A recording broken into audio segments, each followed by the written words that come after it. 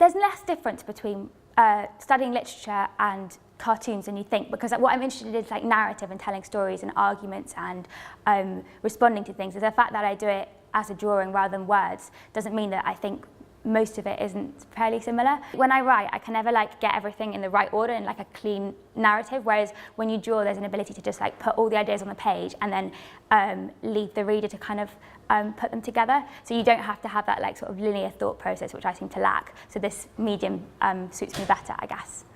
I draw digitally, which I know is people are often quite surprised by because you can't really tell. There's a lot of intense detail which comes from the ability to like zoom into an image, and there's like really clean, sharp lines, which are you almost have a way, like I have a way of drawing where I'll draw like a thick line and then you carve out with an eraser, which is very much something that you could only really do digitally. There's a Brexit one which I quite like. It's an image of what will happen if there's a hard border in Ireland, and it's sort of like the EU map but rendered as a fighting couple, and it's just very satisfying because I spent a long time trying to do that idea and then changed the whole thing in like the last hour before the deadline and pretty much drew the whole thing in that hour, and it's been like one of my most successful cartoons. So it's quite a good example of like how these things sometimes, like the deadline makes you think faster. So that's very much a cartoon, like it came out of that, the fact that you had to come up with something in that moment.